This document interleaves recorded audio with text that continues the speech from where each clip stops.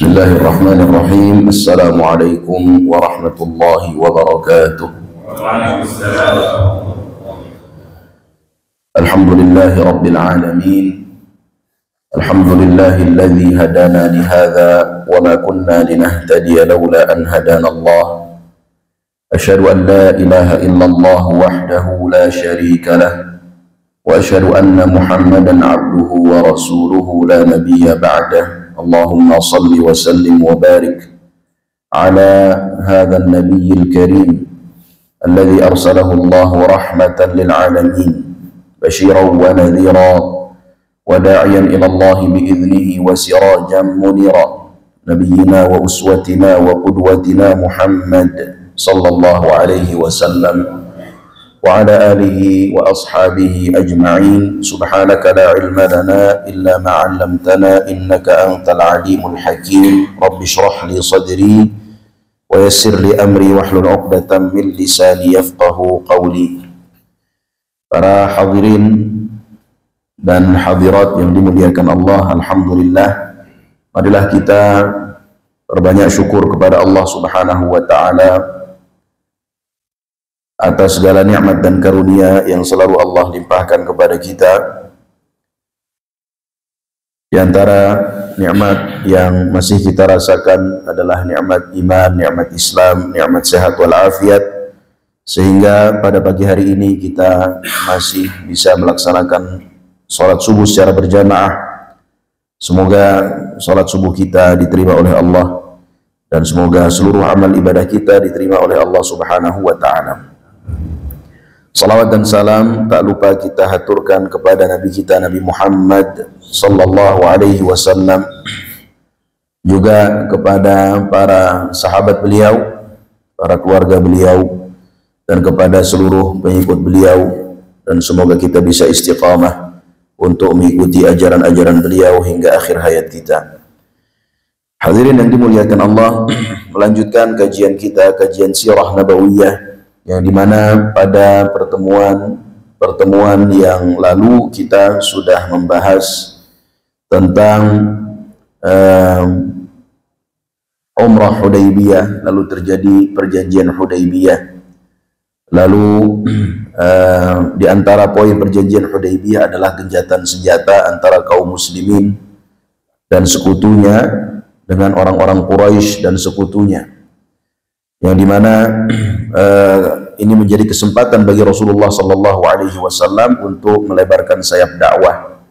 Beliau mengirimkan surat kepada raja-raja, dan juga kita sudah bahas terkait dengan Umratul Qadha, ya, karena di antara poin perjanjian Hudaybiyah bahwa Rasulullah tidak bisa untuk masuk ke kota Makkah melaksanakan umrah pada tahun itu, tapi baru bisa kembali tahun depan.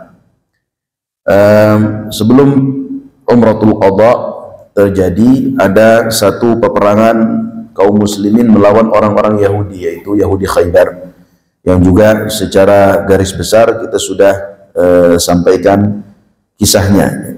Namun pada saat itu kita belum membahasnya secara detail.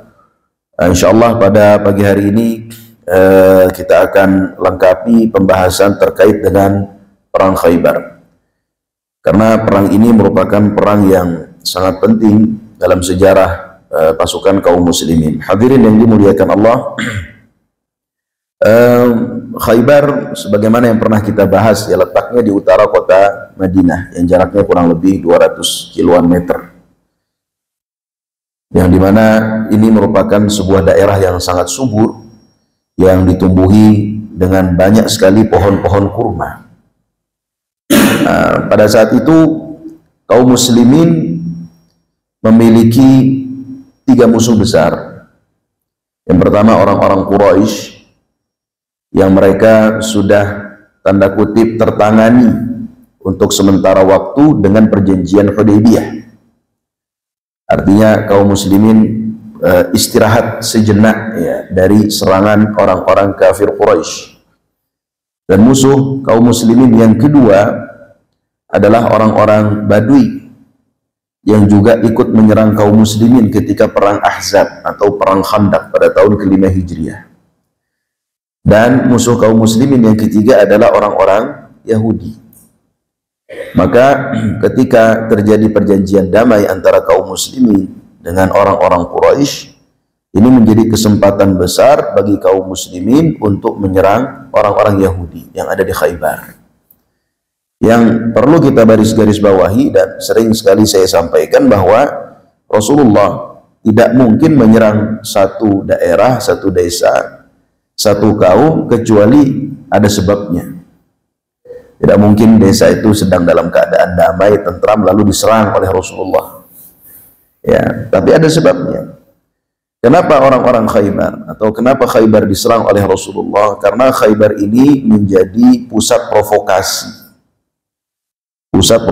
musuh pada tahun ke-5 Hijriah, sehingga terjadi perang Ahzab. Ya. Jadi kita tahu ini sedikit kembali ke sejarah awal hijrah. Ketika Rasulullah awal berhijrah ke Madinah, kan ada tiga kabilah Yahudi, Bani Qainuqa, Bani An-Nadhir, dan Bani Quraidah. Bani Qainuqa itu diusir oleh Rasulullah Sallallahu Alaihi Wasallam dari kota Madinah. Kenapa? Karena mereka melanggar perjanjian. Mereka melakukan onar, menciptakan keonaran di kota Madinah. Apa yang mereka lakukan? Mereka menghinakan seorang wanita muslimah yang sedang berbelanja di pasar. Ketika wanita ini sedang duduk, ya kan, lalu pakaiannya atau ujung pakaiannya diikat, sehingga ketika wanita muslimah ini berdiri, tersingkaplah auratnya. Ya, lalu terjadilah apa yang terjadi. Ya, salah seorang sahabat melihat kejadian tersebut, lalu dia bereaksi, lalu orang Yahudi bereaksi, sehingga terjadi peperangan ya, antara kaum muslimin dengan Yahudi Bani Qainuqa, dan ini melanggar piagam Madinah. Pada saat itu Madinah sudah menjadi satu negara yang menaungi bukan hanya kaum muslimin, tapi juga menaungi orang-orang Yahudi yang ada di sana. Ya, artinya menjadi satu negara yang sudah multi etnis, multikultural, dan juga multi agama, yang harusnya mereka terikat dengan perjanjian yang sama, tapi mereka berkhianat dan juga berbuat onar. Akhirnya diusirlah orang-orang Bani Qainuqa oleh Rasulullah. Mereka kaburnya kemana? Kaburnya ke Khaybar. Ya, berpusat, bermarkas di sana. Lalu Bani An-Nadhir juga sama. Bani An-Nadhir, mereka punya rencana untuk membunuh Rasulullah. Ketahuan oleh Rasulullah. Rasulullah mendapatkan wahyu dari Allah, sehingga mereka pun diusir. Ya, diusir. Mereka kaburnya kemana? Ke Khaybar. Jadi di Khaybar ini sudah ada orang-orang Yahudi sebelumnya, lalu ditambah lagi dengan Bani Qainuqa, Bani An-Nadhir. Bani Quraidah juga diperangi oleh Rasulullah di kota Madinah. Kenapa?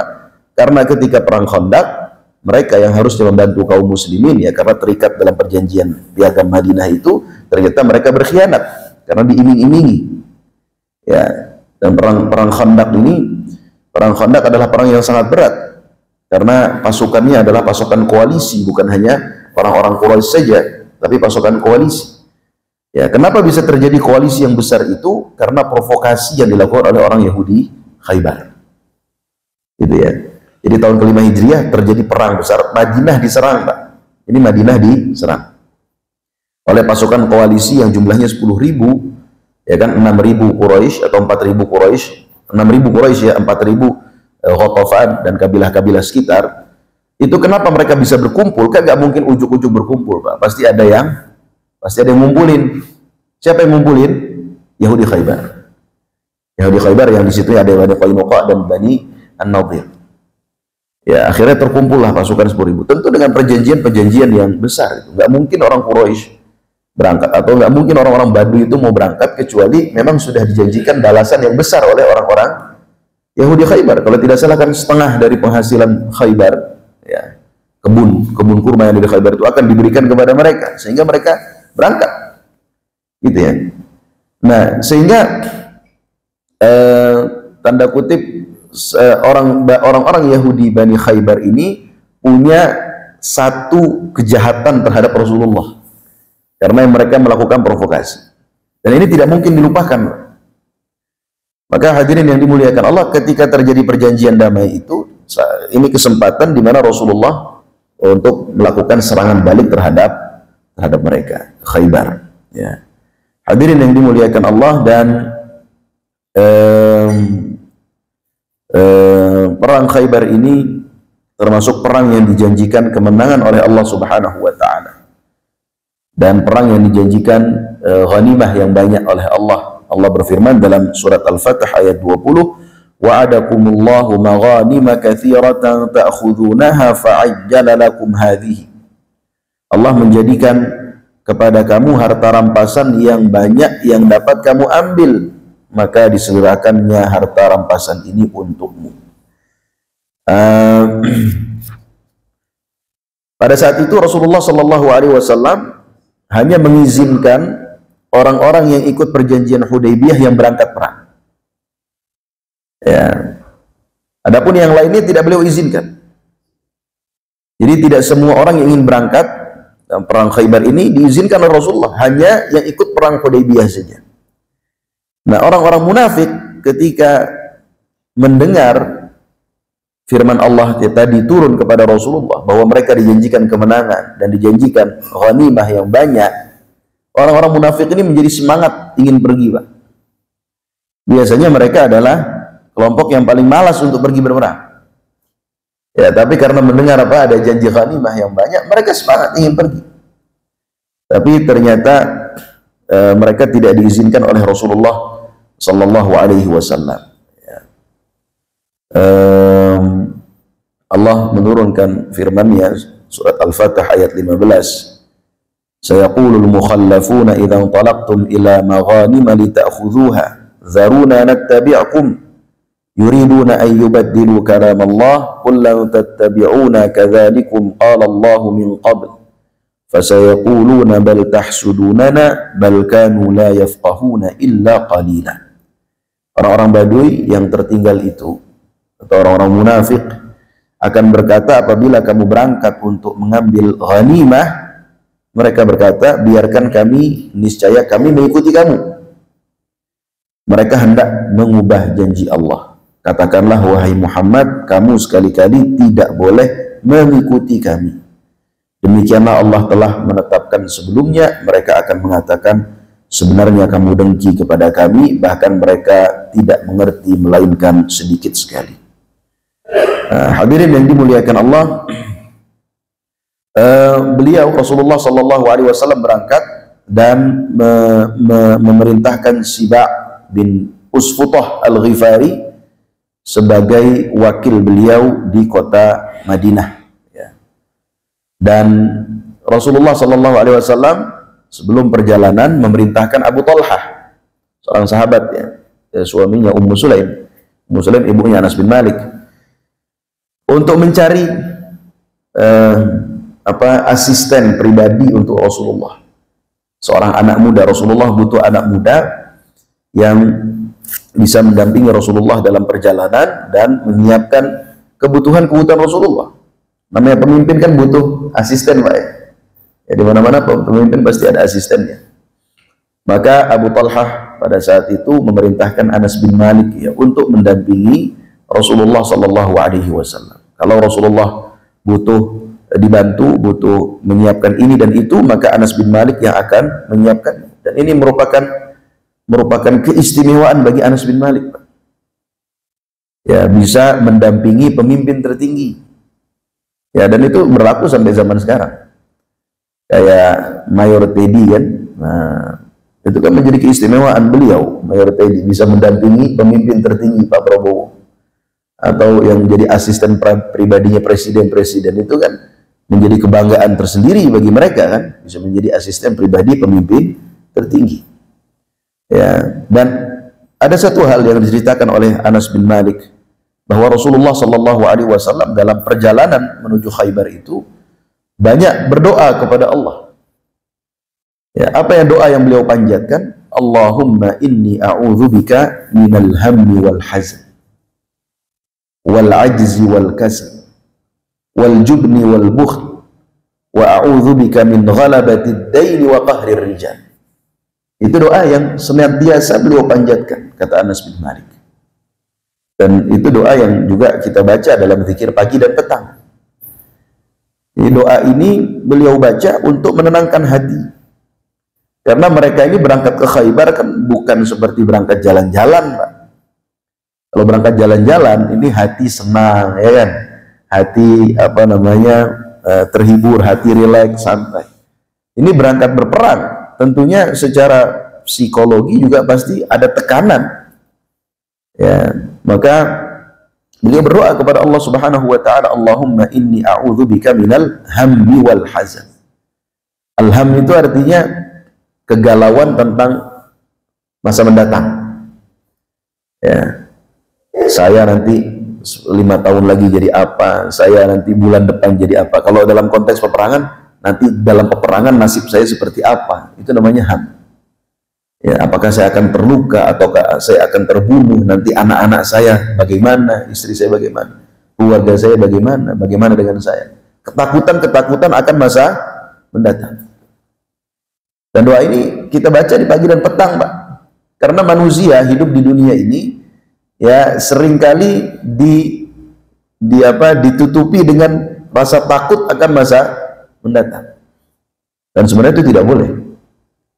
Karena kita harus bertawakal kepada Allah Subhanahu wa taala. Jadi kita bekerja maksimal, ya bekerja optimal, lalu hasilnya masa mendatang seperti apa kita serahkan kepada Allah. Itu yang membuat hati kita tenang, Mbak. Kita percaya bahwa kita punya Allah. Itu yang membuat hati kita tenang. Kalaupun akhirnya kita diuji oleh Allah, ya sudah, ya Allah, aku ridho terhadap takdirmu. Kalau kita mendapatkan nikmat dari Allah, maka kita bersyukur, tidak perlu sombong. Ya, karena dia kembalikan semua kepada Allah. Dan doa ini bentuk bagaimana seorang hamba bertawakal kepada Allah Subhanahu wa taala. Allahumma inni a'udzubika minal ham. Orang kalau tidak punya konsep itu, Pak, hidupnya stres. Selalu dipenuhi dengan ketakutan. Ya, ada seorang YouTuber, ya. Saya ikuti dia sejak lama, tapi belakangan ini udah jarang lagi saya ikuti. YouTuber terkenal, followernya, subscribernya jutaan. Bukan orang Indonesia dan bukan orang Muslim. Dia dalam salah satu atau dalam beberapa videonya itu dia bercerita bahwa dia rutin ke psikolog. Rutin ke psikolog. Kenapa? Karena ternyata dia ini stres, gitu ya. Kenapa bisa stres? Karena dia terlalu memusingkan apa yang akan terjadi terhadap saya di masa mendatang. Dia tidak siap kalau misalkan suatu saat nanti pamor dia harus turun, mungkin pendapatan dia harus turun, dia tidak menjadi orang terkenal lagi, dia akan menjadi tidak kaya lagi dan seterusnya. Itu namanya ham. Kalau kita sebagai seorang Muslim, ya kadang di atas, kadang di bawah, itu biasa saja. Kalau kita di atas kita bersyukur, kalau kita di bawah ya sudah, kita jalankan peran kita. Apa yang bisa kita jalankan? Karena Muslim itu tidak pernah hidup untuk dirinya sendiri. Ya, Muslim itu tidak pernah hidup untuk dirinya sendiri. Jadi dia selalu harus punya komitmen untuk berdakwah. Sehingga kalaupun dia tidak dikenal oleh manusia, dia berpikir apa yang bisa saya lakukan? Ya, kontribusi apa yang bisa saya lakukan untuk dakwah ini? Harusnya Muslim seperti itu. Maka dia tidak akan pernah punya rasa ham. Ya. Kalau saya nggak terkenal nanti, kalau saya nggak jadi pemimpin lagi, kalau saya nggak jadi pejabat lagi, bagaimana? Itu nggak akan dipikir oleh Muslim yang sejati. Kenapa? Karena dimanapun posisi dia, bagaimanapun keadaan dia, tetap ada hal yang bisa dia kerjakan untuk berkontribusi. Yang ngajar ngaji, yang ngajar Al-Quran, gitu ya. Ya berdakwah, ya sambil bekerja, sambil apa? Hadirin yang dimuliakan Allah. Jadi Rasulullah berdoa kepada Allah agar dilindungi dari ham, karena ham itu mengganggu. Wal hazan, dan juga Rasulullah minta perlindungan kepada Allah dari al-hazan, rasa sedih. Jadi kalau ham itu kegalauan akan masa mendatang, kalau al-huzn itu adalah kegalauan dari masa yang lampau. Ya, mungkin musibah-musibah yang pernah dia alami, dia masih tidak ridho dan tidak ikhlas. Musibah-musibah yang dialami oleh seseorang itu ya. Kadang orang sudah lewat musibahnya, Pak, tapi masih dia ungkit-ungkit lagi. Masih dia bertanya, ya Allah, kenapa ya saya seperti ini? Saya pernah ngobrol dengan salah seorang jamaah, di Jakarta sana. Kebetulan beliau diuji oleh Allah dengan sakit stroke, ya kan? Lalu saya ceramah, di antara yang saya sampaikan pada saat itu, seorang muslim itu tidak boleh menghujat Allah. Saya sampaikan di ceramah pada saat itu, ceramah kajian Sahih Bukhari pada saat itu, salah satu poinnya adalah muslim tidak boleh menghujat Allah, gitu ya. Muslim itu tidak boleh menuntut Allah. Muslim itu, karena Allah berfirman dalam Al-Quran, wa minan nasi may ya'budullaha ala harf. Di antara manusia ada yang menyembah Allah dengan syarat. Ala harf itu ala syarat, dengan syarat. Fa in asabahu khairun itma'anna bih. Kalau dia mendapatkan kebaikan dari Allah, maka dia akan merasa tenang. Wa in asabathu fitnatun inqalaba ala wajhi. Tapi kalau dia diuji oleh Allah, dia akan kembali durhaka. Itu namanya manusia yang menyembah Allah tapi dengan syarat. Jadi ibarat bahasa kita ya Pak, gua mau nyembah lu tapi lu balas gua dengan kebaikan. Kalau lu balas gua dengan keburukan, dengan musibah, ya gua nggak mau nyembah lu lagi, gitu ya. Ada orang-orang yang demikian. Saya bilang muslim tidak boleh seperti itu. Nah, intinya setelah waktu itu saya lengkapi bahwa memang konsep kita di dunia ini, hidup kita di dunia untuk diuji oleh Allah. Jadi jangan sampai pernah mengaitkan ibadah kita dengan jangan sampai kita punya konsep kalau kita ibadah pasti dapat nikmat. Enggak juga, bisa jadi kita rajin ibadah tapi diuji oleh Allah. Itu ya, intinya setelah ceramah ada seorang bapak datang kepada saya. Beliau rajin sekali ke masjid walaupun jalannya susah, tangannya bengkok-bengkok gitu ya, karena mungkin pengaruh dari stroke-nya itu. Dia bilang, Ustadz, ternyata begitu ya. Ternyata begitu konsepnya. Saya pernah selama ini, atau saya pernah dalam fase hidup saya itu, saya mempertanyakan Allah. Ya Allah, saya kan rajin sholat, kenapa kayak saya kena stroke? Ya Allah, saya rajin sholat, kenapa saya kena stroke? Jadi bayangan dia mungkin kalau rajin sholat berarti tidak akan Allah uji. Padahal tidak demikian konsepnya. Kita ibadah kepada Allah, ya kan? Ya sudah ibadah. Kalau Allah kasih nikmat kita bersyukur, kalau Allah kasih ujian kita sabar dan tidak boleh menghujat Allah. Nah, kita berlindung kepada Allah dari huzn itu, Pak. Karena huzn itu yang seringkali membuat kita apa? Bertanya-tanya, mempertanyakan kembali tentang ujian-ujian yang pernah kita alami, begitu ya. Mempertanyakan Allah. Ya, katanya kalau saya sholat akan dipermudah oleh Allah. Kalau saya salah masih diuji, malah diuji. Nah, itu tidak boleh keluar dari murid seorang muslim. Maka kita berlindung kepada Allah dari huzn. Allahumma inni a'udzubika minal hamli wal hazan. Al-hazan atau al-huzn. Wal ajzi wal kasal. Kita juga berlindung kepada Allah dari sikap lemah. Lemah ini bukan hanya secara fisik ya. Tapi juga lemah dalam artian tidak mampu untuk menyampaikan kebenaran. Tidak berani untuk menyampaikan kebenaran. Apalagi di zaman sekarang, Pak. Zaman sekarang itu pihak yang zalim punya power. Sehingga banyak orang cenderung untuk memilih untuk tutup mulut, tidak berani menyuarakan kebenaran. Kenapa? Cari aman supaya tidak kena masalah. Itu namanya ajiz. Kalau orang yang seperti ini tidak akan pernah bisa menjadi dai. Karena dia yang difikirkan adalah dirinya sendiri. Gitu ya. Tidak berani menyuarakan kebenaran, tidak berani menyuarakan Islam. Ya, maka kita berlindung kepada Allah dari sifat al-ajiz, lemah. Ada orang dizalimi, kita nggak berani untuk membela dia.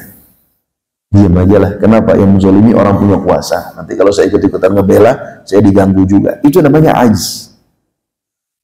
Ya, kita melihat ada maksiat di sekitar kita. Kita sebagai seorang muslim punya tanggung jawab untuk melakukan amar ma'ruf nahi munkar dengan cara yang baik. Kita ingatkan atau mungkin kita libatkan pihak berwenang. Harusnya demikian. Tapi banyak orang zaman sekarang yang tidak mampu melakukan itu. Kenapa? Udahlah, itu urusan dia. Gak mau saya ikut campur. Yang penting hidup saya tenang. Itu namanya ajiz. Sehingga amar ma'ruf tidak tegak. Padahal amar ma'ruf nahi munkar merupakan kewajiban bagi kita semua. Wal kasal, dan malas. Nah, ini malas biasanya sifat yang tumbuh bagi orang yang hidupnya sudah mulai nyaman, mapan. Sebelum dia mapan, dia banyak berdoa kepada Allah. ya kan? Banyak berdoa, rajin tahajud, rajin ke masjid. Ketika mulai Allah bukakan pintu kemapanan, pintu rezeki, mulai ada rasa malas. Ya, maka muslim tidak boleh demikian. Apapun yang dia alami, ya tetap dia harus berupaya untuk beribadah kepada Allah secara maksimal. Dan kita bisa seperti itu kalau kita saling mengingatkan. Kalau tidak ada yang mengingatkan, kita akan kalah dengan diri kita sendiri. Ya, manusia itu tidak bisa hidup sendiri dalam konteks beribadah kepada Allah. Kalau hidup sendiri, dia pasti akan kalah dengan dirinya.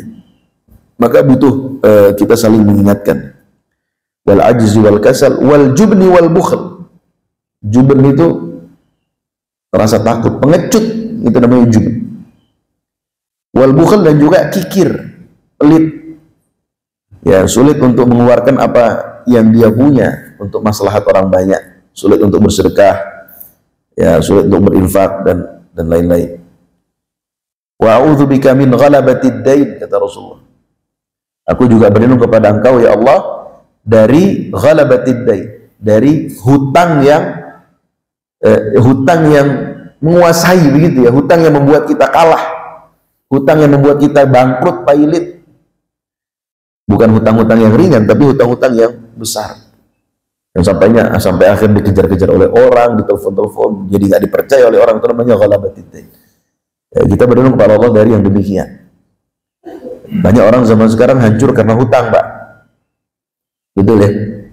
Ternyata setelah diselidiki, hutangnya bukan untuk hal-hal yang penting juga, hanya sekedar untuk gaya hidup. Ya, beli HP, iPhone, nyicil ternyata bisa ya. Banyak orang ingin ngikutin gaya hidup, ingin ngikutin tren terbaru, akhirnya dia semua beli, segala sesuatu dia beli secara nyicil. Udah gitu nyicilnya di tempat yang riba. Akhirnya setiap hari dia pusing, kenapa ditelepon-teleponin.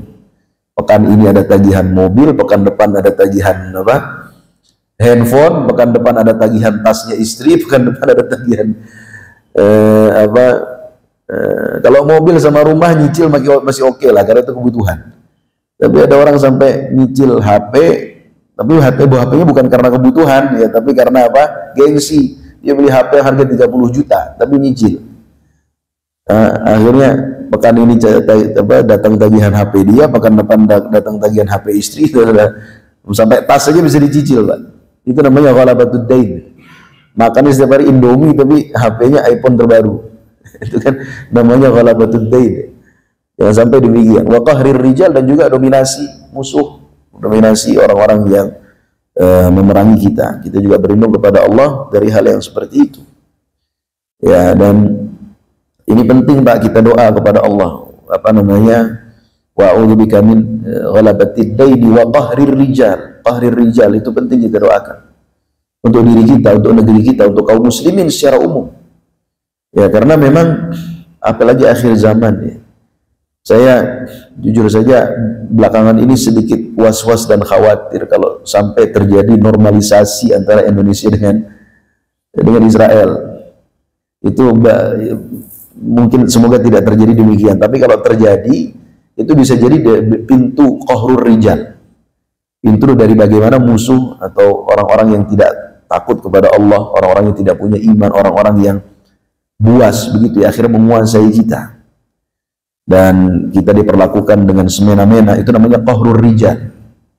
Ya, kita berlindung kepada Allah supaya jangan demikian, jangan sampai demikian. Hadirin yang dimuliakan Allah, singkat cerita, berjalanlah Rasulullah SAW menuju Khaybar, dan beliau memilih jalan yang tidak biasa ya, karena Khaybar kan di utara. Kalau kita berjalan berarti kan dari selatan, Pak ya. Normalnya kita berarti akan masuk melalui daerah selatannya mereka. Kalau Rasulullah memilih jalan yang normal, Rasulullah akan memasuki melalui selatannya Khaybar ya, karena Rasulullah dari selatan. Tapi ternyata jalan itu tidak dipilih oleh Rasulullah. Tapi beliau jalannya sedikit memutar ke arah barat ya, lalu ke utara, baru masuk melalui utaranya Khaybar. Tujuannya apa? Agar penduduk Khaybar tidak mudah kabur ke Syam. Yaitu diantara taktik yang beliau yang beliau ambil. Di tengah perjalanan ada beberapa peristiwa yang ini belum kita ceritakan pada pertemuan yang lalu. Di antaranya ada seorang sahabat yang bernama Salamah bin Al-Aqwa dan juga Amir bin Al-Aqwa, dua bersaudara. Amir bin Al-Aqwa ini atau Salamah bin Al-Aqwa berkata kepada saudaranya Amir, "Wahai Amir, apakah engkau tidak mau memperdengarkan kepada kami suaramu?" Maksudnya Salamah minta agar saudaranya bersyair untuk menambah semangat mereka. Ya, karena dalam perjalanan perang ini mereka butuh sesuatu yang bisa menyemangati, di antaranya syair-syair yang indah. Maka pada saat itu Amir melantunkan syairnya. Yang maknanya kurang lebih, kalau bukan karena engkau ya Allah, laulaka lamah tadaina, niscaya kami tidak akan mendapatkan hidayah. Wala sallaina wala tasaddaqna, niscaya juga kami tidak akan pernah sholat dan tidak akan pernah bersedekah. Maka ampunilah dosa kami sebagai tebusan selama kami tegar dalam ketakwaan. Teguhkanlah pendirian kami dalam peperangan, berikanlah kepada kami ketentraman hati. Kami tidak ingin hidup jika musuh mengalahkan kami. Jadi beliau melantunkan syairnya, didengar oleh Rasulullah. Didengar oleh Rasulullah sallallahu alaihi wasallam. Maka Rasulullah pun bertanya, siapa yang melantunkan syair-syair itu? Para sahabat menjawab, Amir bin Al-Aqwa, wahai Rasulullah. Maka Rasulullah sallallahu alaihi wasallam mendoakan beliau. Apa doanya? Yarhamuhullah, semoga Allah merahmatinya. Ini doa yang tidak biasa, Pak. Doa yang tidak biasa. Yarhamuhullah. Karena yarhamuhullah itu doa bagi orang yang sudah meninggal. Rahimahullah almarhum. Ya kan, yarhamuhullah, Allah yarham. Itu doa yang bagi orang yang sudah meninggal. Kalau orang yang masih hidup biasanya doanya hafizahullah, Allah semoga Allah menjaga dia. Tapi kalau yarhamuhullah atau Allah yarham, itu kan doa bagi orang yang sudah meninggal. Dan biasanya kalau Rasulullah berdoa dengan doa itu kepada salah seorang sahabat, itu tanda bahwa sebentar lagi dia akan mati syahid. Maka para sahabat menyadari akan hal itu. Mereka diantaranya Umar bin Al-Khattab menghadap kepada Rasulullah, wahai Rasulullah, seandainya engkau hibur kami dengan Amir bin Al-Aqwa, maksudnya wahai Rasulullah, jangan kau doakan dia mendapatkan kesyahidan, biarkan dia hidup lebih panjang lagi supaya kami bisa mendengarkan syair-syairnya, karena memang dia ahli syair. Dan kita tahu orang Arab hobi mendengarkan syair-syair. Ya, hadirin yang dimuliakan Allah, intinya Rasulullah mendoakan tadi Allah yarham kepada Amir bin Al-Aqwa. Ya, nanti akan kita ceritakan bagaimana dia akhirnya mati syahid, bahkan menjadi orang yang pertama mati syahid dalam perang Khaybar ini.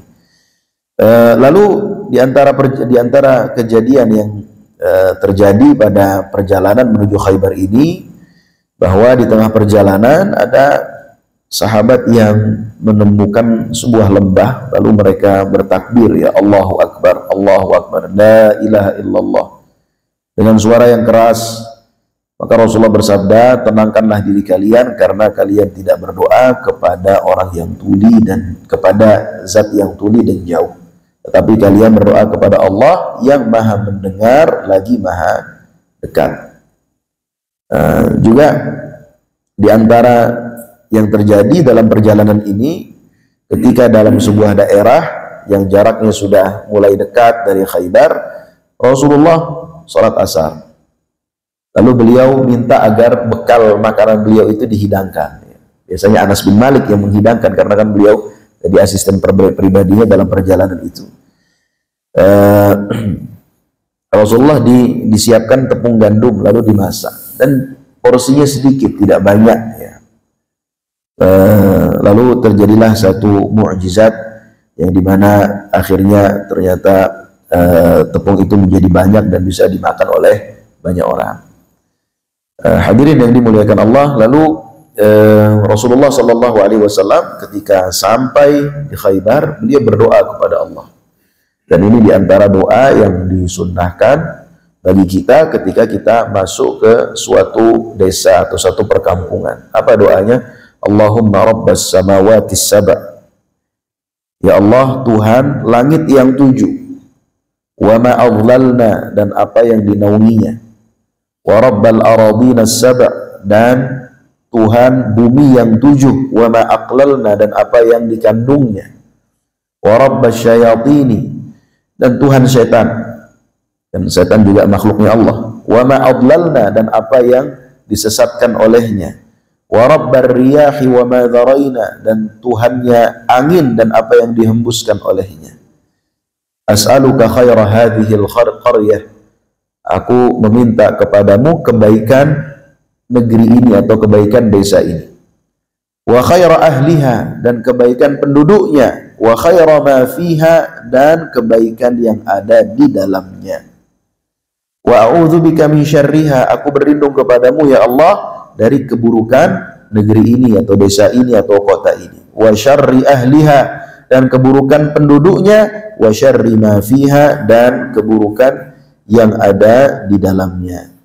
Jadi Rasulullah dalam doa ini memulai dengan pujian kepada Allah Subhanahu wa taala. Dan begitulah kita diperintahkan dalam doa-doa kita. Kita mulai doa kita dengan apa? Memuji Allah. Ya, menyebutkan zat-zat Allah atau sifat-sifat Allah yang agung, ya. Seperti kalau kita mau minta rezeki, berarti bisa kita sebut ya Razzaq urzuqni, yang maha pemberi rizki. Ya, kita sebut nama Allahnya dulu, kita puji Allah dulu, kita mau maghfirah dari Allah. Ya Ghaffar ighfirli, wahai yang maha pemberi ampunan, ampuni aku. Mau rahmat dari Allah, ya Rahman ya Rahim irhamni. Mau agar hati kita dibahagiakan, ya Jabbar ujuburni. Ya, mau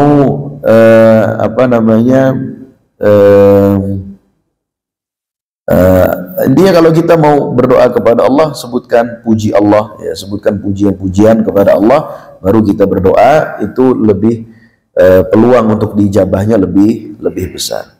Hadirin yang dimuliakan Allah, lalu singkat cerita sampailah mereka di Khaybar, dan sebagaimana yang pernah saya sampaikan bahwa Khaybar ini terbagi menjadi 2 lapis benteng, ya. Saat itu saya belum ceritakan secara detail, nanti akan ada banyak kejadian di setiap bentengnya. Ada 2 lapis benteng. Lapis yang pertama disebut dengan Naqat dan Syiq. Ya, Naqat dan Syiq ini punya 5 benteng, dan lapis yang kedua namanya Katibah atau Al-Katibah, ya, yang punya 3 benteng. Jadi ini daerah yang sangat luar biasa, Pak. Benteng itu kan sulit untuk ditembus. Benteng sulit untuk ditembus. Maka ketika Rasulullah Shallallahu Alaihi Wasallam sampai di sana, dan pada saat itu Rasulullah tidak langsung menyerang kampung tersebut. Rasulullah sampai di Khaybar pada malam hari, dan beliau tunggu sampai subuh, ya, karena emang beliau ingin mengejutkan penduduk Khaybar. Pada saat itu Khaybar tidak tahu apa yang akan terjadi. Mereka sudah mendapatkan kabar. Sudah mendapatkan kabar dari siapa? Orang-orang munafik, dari Abdullah bin Ubay bin Salul, bahwa Rasulullah dan pasukannya, Muhammad dan pasukannya sudah berangkat menuju Khaybar. Tapi mereka tidak mengira bahwa hari itu adalah waktu mereka tiba, gitu ya. Ya, pada saat itu mereka ketika mendapatkan kabar itu, mereka juga mengambil langkah, mengambil sikap. Ya, mereka mengirim surat kepada Ghatafan agar Ghatafan memberi bantuan. Jadi Abdullah bin Ubay bin Salul, tokoh munafik di Madinah, akan memberi kabar kepada orang-orang Khaybar. Tapi kabarnya itu bukan kabar yang bagaimana-gimana, hanya mengatakan Muhammad sudah berangkat dengan pasukannya, tapi tenang saja, dia hanya berangkat dengan sedikit pasukan. Niscaya mereka tidak akan bisa menembus benteng-benteng kalian, kata Abdullah bin Ubay bin Salul. Ya, jadi semacam peringatan ringan lah. Tapi tetap mereka sikapi dengan mereka minta bantuan kepada Ghatafan. Seperti biasa, Ghatafan nggak mau berangkat kecuali ada balasannya. Balasannya ya sebagian hasil dari kebun kurma Khaybar akan diberikan kepada mereka. Mereka ingin berangkat, Ghatafan sudah ingin berangkat, tapi ternyata entah bagaimana mereka mendengar suara dari belakang. Mereka mengira itu adalah pasukan Muhammad. Ya, sehingga mereka mengurungkan niat, tidak jadi berangkat. Kenapa? Takutnya kalau mereka berangkat, ternyata kampung mereka diserang oleh Rasulullah. Gitu ya. Akhirnya mereka mengurungkan niat, tidak jadi berangkat. Ya, sehingga Rasulullah bisa sampai ke Khaybar tidak diketahui oleh siapapun. Orang-orang Khaybar pada saat itu seperti biasa, mereka pagi hari keluar dari benteng-benteng mereka ya untuk berladang. Nah, pada saat itu Rasulullah mengejutkan mereka. Mereka pun berteriak-teriak Muhammad wal Khamis, Muhammad wal Khamis. Itu Muhammad dan Al-Khamis. Al-Khamis artinya pasukan. Al-Khamis dari kata khamsah. Khamsah artinya 5 kalau dalam bahasa Arab kan. Khamsah 5. Jadi pasukan ini sering juga disebut dengan Al-Khamis karena biasanya pasukan terdiri dari 5 bagian ya. Bagian depan, bagian belakang, kanan, kiri dan tengah. Maka disebut dengan Al-Khamis. Hadirin yang dimuliakan Allah, akhirnya mereka pun masuk ke benteng mereka masing-masing. Sampailah Rasulullah di benteng yang pertama, di lapisan yang pertama ya, lapisan Asyiq dan An-Natat, Natat dan Asyiq. Benteng yang pertama benteng Naim. Benteng Naim. Benteng Naim ini benteng yang sangat kokoh, sangat kuat. Sampai Rasulullah itu untuk menaklukkannya butuh waktu 10 hari. Satu benteng itu. Ini sehingga ini menjadi perjuangan yang berat. Satu benteng 10 hari. Ya, jadi ketika di benteng yang pertama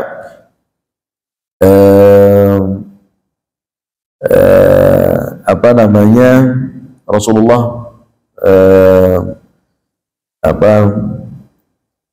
dihadang oleh seorang Yahudi dari Khaybar namanya Marhab. Gitu, dia keluar dan dia mengatakan siapa yang mau berduel dengan saya ya, lalu majulah Amir bin Al-Aqwa, tadi sang penyair yang didoakan yarhamuhullah oleh Rasulullah. Majulah dia dan Marhab ini menyampaikan bersyair begitu ya, dia mengatakan Khaybar sudah mengenal akulah Marhab, pemanggul senjata tajam, pahlawan berpengalaman yang akan menyambar bila perang telah dikobarkan. Ya, jadi Marhab keluar. Memang dia ahli perang, Marhab ini dengan tubuh yang kekar, badan yang besar. Ya, majulah Amir bin Al-Aqwa tadi untuk melawan. Ya, senjata ditebaskan oleh Marhab, ditahan oleh Amir bin Al-Aqwa dengan ini perisai ya, dengan perisai. Ya, nyangkutlah pedangnya di situ. Nah, ini kan jadi kesempatan untuk Amir untuk menyerangnya. Menyerang lewat kakinya, ternyata Marhab lincah. Dia lompat sehingga pedangnya kembali kepada Amir sendiri dan melukai Amir, akhirnya meninggal dunia. Ini meninggal dunia karena pedangnya sendiri. Amir bin Al-Aqwa yang tadi didoakan oleh Rasulullah yarhamuhullah. Ya, maka meninggallah, syahidlah Amir bin Al-Aqwa. Pada saat itu orang-orang membicarakan sesungguhnya Amir ini tidak akan masuk surga. Kenapa? Karena dia mati karena pedangnya sendiri. Ya, dia tidak mati di tangan musuh, tapi mati karena pedangnya sendiri. Maka saudaranya tadi Salamah bin Al-Aqwa menghadap kepada Rasulullah dan bertanya, wahai Rasulullah, apakah benar demikian? Saudaraku tidak akan masuk surga. Ya, kata Rasulullah SAW, justru dia akan mendapatkan 2 pahala. Jahidun wa mujahid, karena dia jahid, orang yang berupaya gitu ya, karena melawan Marhab kan berat, dia orang yang berani untuk maju. Wa mujahid, dan dia adalah seorang mujahid. Jadi walaupun dia syahid dengan pedangnya sendiri, tapi tidak dianggap seperti yang bunuh diri ya kan. Kalau bunuh diri kan beda lagi ceritanya. Jadi tidak dianggap seperti orang yang bunuh diri ya, karena memang ya ketidaksengajaan gitu ya, pedangnya kembali ke dia sehingga meninggal dunia. Hadirin yang dimuliakan Allah, maka pada saat itu intinya kaum muslimin belum bisa menembus benteng yang pertama. Jadi Abu Bakar yang menjadi pemimpin tidak bisa tembus, Umar yang menjadi pemimpin juga tidak bisa tembus ya. Sampai akhirnya hari ke-10, pada hari yang ke-9 Rasulullah berkata, besok saya akan berikan rayah ini kepada orang yang dicintai oleh Allah dan Rasulnya, atau kepada orang yang cinta kepada Allah dan Rasulnya, dan dia dicintai oleh Allah dan Rasulnya. Itu pada hari ke-9 malam hari ke-10. Maka semua orang pada saat itu bersemangat ya, untuk bisa mendapatkan rayah itu dari Rasulullah. Kata Umar bin Al-Khattab, saya tidak pernah cinta dan ingin mendapatkan kepemimpinan kecuali malam hari itu. Saya berharap kalau besok saya yang dipanggil oleh Rasulullah. Ya, karena mereka bukan mengincar kepemimpinannya, Pak. Tapi yang mereka incar adalah sifat yang dijanjikan oleh Rasulullah, bahwa dia adalah orang yang cinta kepada Allah dan Rasulnya dan dicintai oleh Allah dan Rasulnya. Ya. Sehingga ketika besok pagi hari, ya semua orang sudah berharap. Ini kan ada 1.400 orang tadi kan Pak, 1.400 pasukan atau 1.500 antara itu. Semua berharap agar dia dipanggil oleh Rasulullah untuk mendapatkan rayah. Ternyata Rasulullah bertanya, Aina Ali ibn Abi Thalib? Mana Ali bin Abi Thalib? Ternyata Ali bin Abi Thalib tidak di situ pada saat itu karena matanya sedang sakit, ya, ada di kemahnya. Maka kata Rasulullah, bawakan dia kemari. Lalu dibawa ke Ali bin Abi Thalib dibopong, ya, dibopong oleh beberapa orang karena dia memang tidak bisa berjalan dan matanya tidak bisa melihat, gitu ya. Lalu Rasulullah meludahi matanya dan didoakan oleh Rasulullah sehingga seketika matanya pun sehat. Lalu Rasulullah memerintahkan agar dia memimpin untuk menembus benteng Naim. Ya, lagi-lagi Marhab keluar ya, di hari ke-10 itu untuk menantang berduel. Tapi Ali akhirnya bisa menaklukkan Marhab dengan sekali tebas. Maka hadirin yang dimuliakan Allah, karena Marhab takluk, akhirnya saudaranya Marhab pun terpancing emosinya, namanya Yasir, gitu ya. Yasir berteriak, siapa yang berani untuk berduel dengan aku? Majulah Az-Zubair bin Al-Awwam. Zubair bin Awwam ini mungkin kita pernah dengar namanya, sahabat Rasulullah dan sepupunya Rasulullah, Zubair bin Awwam itu. Karena Zubair bin Awwam dengan Abdullah ya itu saudara, sama-sama anaknya, ibunya Zubair bin Awwam yang namanya Sofiyah. Ya, Zubair bin Awwam punya ibu namanya Sofiyah. Rasulullah ayahnya Abdullah, Muhammad bin Abdullah, gitu ya, Muhammad bin Abdullah. Abdullah dengan Sofiyah, ibunya Zubair itu sama-sama anaknya Abdul Muttalib. Ya, jadi mereka sepupuan. Ya, Rasulullah dengan Zubair bin Awwam. Sofiyah ibunya Zubair menikah dengan Awwam, lahirlah Zubair bin Al-Awwam. Abdullah menikah dengan Aminah, lahirlah Muhammad. Jadi mereka sepupu. Ya, majulah Zubair bin Awwam. Ibunya Zubair, Sofiyah, ikut dalam perang itu dan berkata kepada Rasulullah, ya Rasulullah, ayuqtalu ibni, wahai Rasulullah, apakah anakku akan terbunuh? Ya, karena Zubair yang berani tadi maju, Pak, ya, untuk menantang adiknya Marhab ini. Kata Rasulullah, tidak, tapi dia yang akan membunuhnya. Artinya Zubair akan membunuh Yasir, adiknya Marhab. Maka betullah apa yang dikatakan oleh Rasulullah Sallallahu Alaihi Wasallam. Ya. Marhab, Zubair bin Awwam, Zubair bin Awwam berhasil membunuh Yasir, adiknya Marhab, dan pada saat itu benteng yang pertama berhasil ditaklukkan karena pemimpinnya berhasil ditaklukkan. Larilah mereka ke benteng yang kedua. Nanti akan banyak sekali kejadian-kejadian di setiap benteng dan hikmah-hikmah yang bisa kita ambil dari setiap benteng, karena Khaybar ini kan peperangannya lama, Pak. Ya, puluhan hari. Satu benteng aja 10 hari. Walaupun benteng-benteng yang lain nanti waktu penaklukannya lebih cepat, begitu ya. Ada kejadian-kejadian yang menarik yang bisa kita bahas dan pelajaran-pelajaran yang bisa kita ambil, insya Allah nanti akan kita lanjutkan pada pertemuan-pertemuan berikutnya. Ini mungkin yang bisa saya sampaikan pada kesempatan pagi hari ini. Kurang lebihnya mohon maaf, saya kembalikan ke pembawa acara. Assalamualaikum. Saat jadi perang di waktu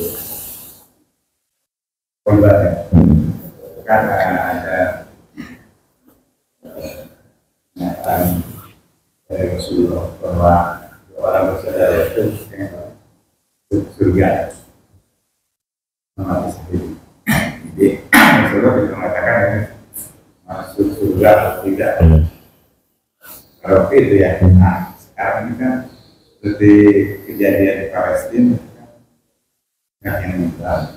Nah itu tergolong untuk mana gitu kan? Ya apa dulu? Ya. Assalamualaikum. Waalaikumsalam. Ya. Rasulullah Shallallahu Alaihi Wasallam bisa memberikan satu kabar bahwa si fulan syahid, si fulan tidak syahid, itu adalah karena wahyu dari Allah. Itu yang kita yakini.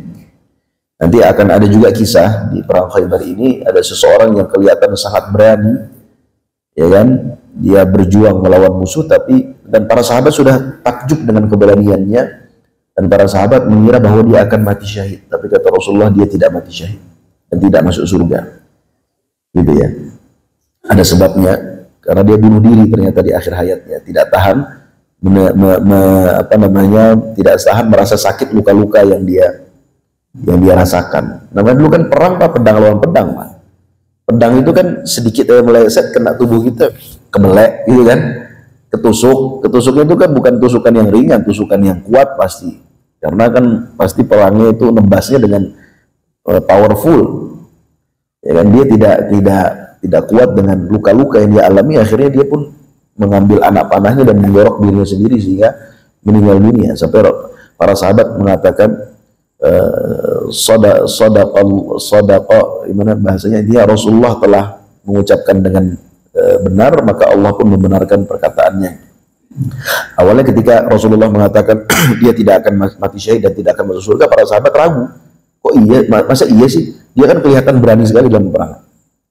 Rasulullah bisa mengabarkan hal itu tentu karena wahyu dari Allah. Si fulan syahid, si fulan tidak syahid, kabar dari Allah, wahyu dari Allah. Lalu kita zaman sekarang bagaimana? Ya, melihat misalkan ada orang yang seperti saudara-saudara kita di Palestina, apakah mereka syahid atau tidak? Ya, kalau kita zaman sekarang tidak bisa mengklaim Pak, tapi hanya bisa mendoakan, gitu ya. Dan juga husnuzon kalau mereka syahid. Kenapa? Karena Rasulullah sekarang tidak ada, tapi Rasulullah menyebutkan ciri-ciri orang yang syahid. Di antaranya barang man qutila duna malihi fahuwa syahid. Orang yang membela haknya, orang yang terbunuh karena membela haknya, maka dia syahid, kan begitu. Selama dia muslim ya. Ini antara ciri saya begitu, orang yang mati tenggelam syahid, ya kan? Orang yang mati karena penyakit di perutnya syahid, orang yang mati tertimpa syahid. Ya tentu dilihat dari amal sebelumnya, gitu ya. Kalau orang-orang Palestina bagi kita adalah orang yang terbunuh karena membela haknya. Man qutila duna malihi fa huwa syahid, kata Rasulullah. Seseorang yang terbunuh karena membela haknya, maka dia syahid. Jadi kita tidak bisa mengklaim, tapi kita husnuzon bahwa mereka sedang mempertahankan apa yang mereka punya, tanahnya, negerinya, begitu ya. Dan apapun yang mereka punya, lalu mereka berada di pihak yang lemah, ini ada pihak yang kuat yang menginvasi mereka. Ya, kita doakan dan kita husnuzon semoga mereka syahid. Gitu Pak. Assalamualaikum. Ya.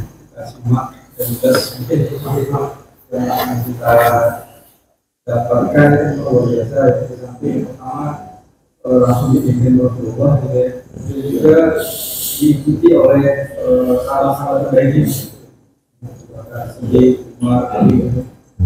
Kemudian tadi yang dijelaskan di surat Al-Fat ayat 20 ya, itu tentang janji ayat 25. Ini kan janji surat Al-Fat itu diberikan oleh Allah saat perang Khaybar.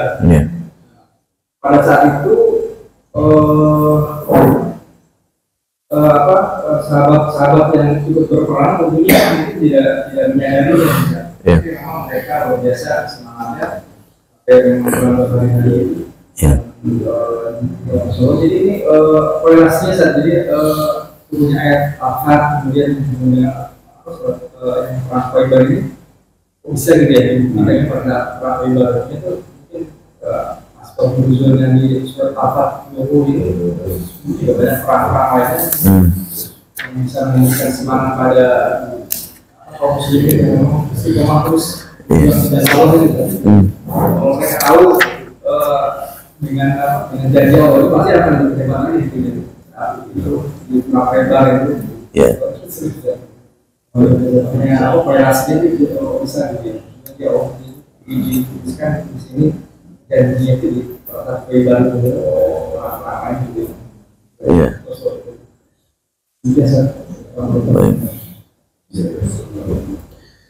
Ya, kita kolerasi ayat itu dengan perang Khaybar. Semangat kalau saya sahabat perang itu, padahal dia menyadari intinya sudah menjadikan perang Khaybar itu dengan iya. Berarti maksudnya apa yang bisa membuat para sahabat tetap bersemangat gitu. Jadi surat Al-Fath ayat 20 itu kalau kita baca tafsirnya menurut para mufassirin memang itu merupakan janji Allah ya tentang perang Khaybar. Karena memang turunnya itu tidak lama sebelum perang Khaybar. Sehingga terbukti dengan perang Khaybar. Ya, adapun para sahabat Rasulullah, kenapa mereka bisa tetap konsisten bersemangat ya, untuk berjihad bersama Rasulullah Sallallahu Alaihi Wasallam? Tentunya bukan semata-mata karena ghanimah yang dijanjikan oleh Allah. Ghanimah itu bonus, Pak. Jadi mereka berperang bukan untuk dapat ghanimah, dan ghanimah itu kecil. Ya, ghanimah itu sesuatu yang kecil, bukan sesuatu yang besar. Kalau besar itu mengambil alih sebuah negara, itu baru besar ya. Mengambil alih sumber daya yang ada dalamnya baru besar. Kalau ghanimah itu kan harta yang harta yang mereka tinggalkan karena terjadi peperangan, mereka musuh kabur, kalah gitu kan, lalu ada harta-harta yang mereka, itu yang disebut dengan ghanimah.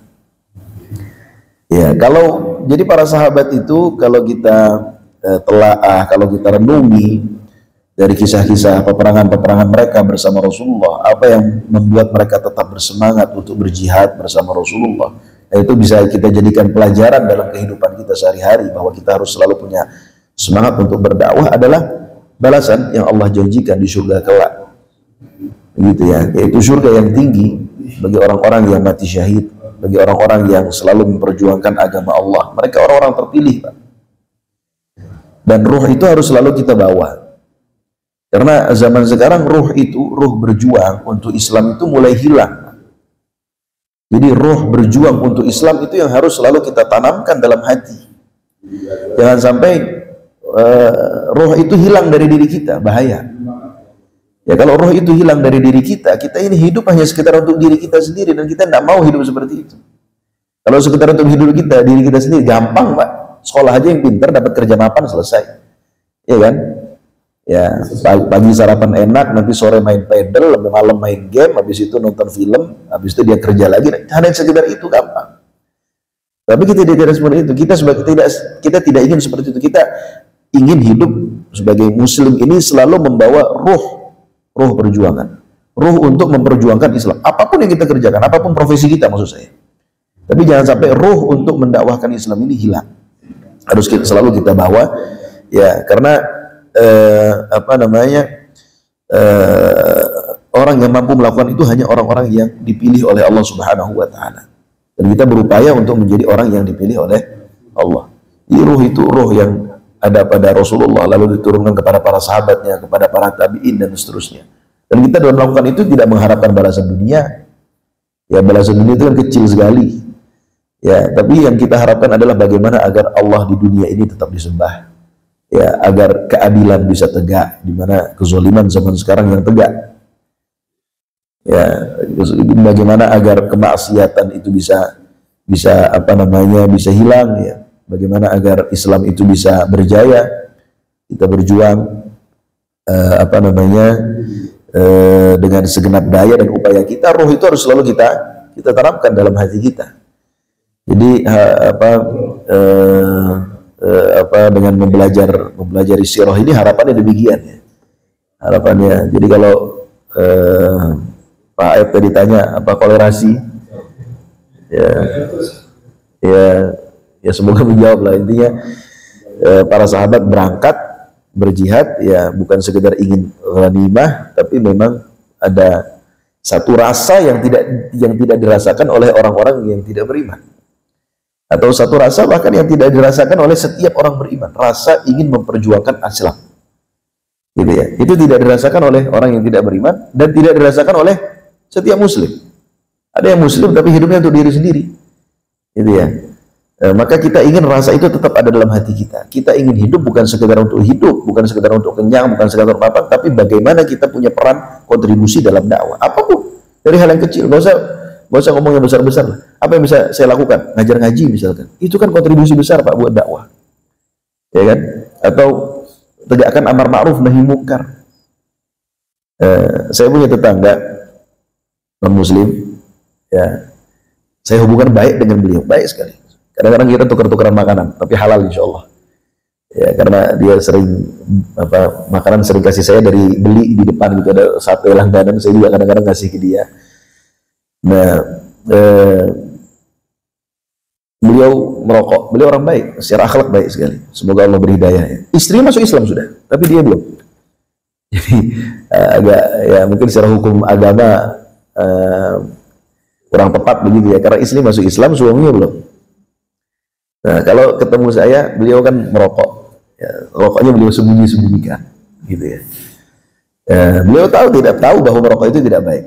Tapi ketika ketemu dengan saya, rokoknya beliau sembunyikan, itu paling enggak bahwa berarti kita punya peran di masyarakat untuk menegakkan amar ma'ruf dan nahi munkar. Ada pengajian-pengajian RT, beliau hadir Pak. Pengajian, beliau enggak selalu, tapi terkadang hadir. Biasanya terkadang saya mengisi yang ceramah saya atau ustadz yang lain, terkadang beliau hadir ikut mendengarkan. Itu kan peran kontribusi yang kita bisa berikan di tengah masyarakat, ya kan, untuk menjaga agama Islam ini agar agama Islam tetap tegak, amar ma'ruf nahi munkar tetap tegak. Jangan sampai orang bermaksiat depan kita biasa saja, berarti kita ini nggak ada wibawanya Pak. Ya kan, orang mau maksiat depan kita, terus orang merasa biasa saja, tenang aja, cuman bapak ini yang ngelihat, ya. Ya, tapi kalau kita lakukan amar ma'ruf nahi munkar, paling orang yang memaksiat lihat kita itu ngumpet-ngumpet. Nah, berarti kita punya kontribusi di situ untuk menegakkan amar ma'ruf nahi munkar, menegakkan Islam. Ya, mungkin itu. Ya. Saya rasa cukup ya.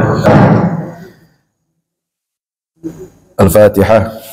A'udzubillahi minasyaitonir rajim.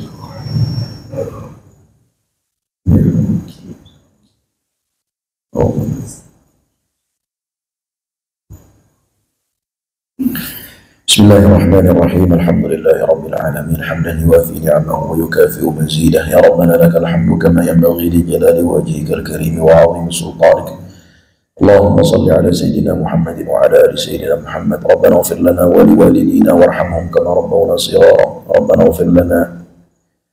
اغفر لنا ولإخواننا الذين سبقونا بالإيمان ولا تجعل في قلوبنا غلا للذين آمنوا ربنا إنك رؤوف رحيم ربنا هب لنا من أزواجنا وذرياتنا قرة أعين واجعلنا للمتقين إماما رب اجعلني مقيم الصلاة ومن ذريتي ربنا وتقبل دعاء ربنا آتنا في الدنيا حسنة وفي الآخرة حسنة وقنا عذاب النار ربنا تقبل منا إنك أنت السميع العليم وتب علينا إنك أنت التواب الرحيم وصلى الله على نبينا محمد وعلى آله وصحبه وسلم سبحان ربك رب العزة عما يصفون وسلام على المرسلين والحمد لله رب العالمين.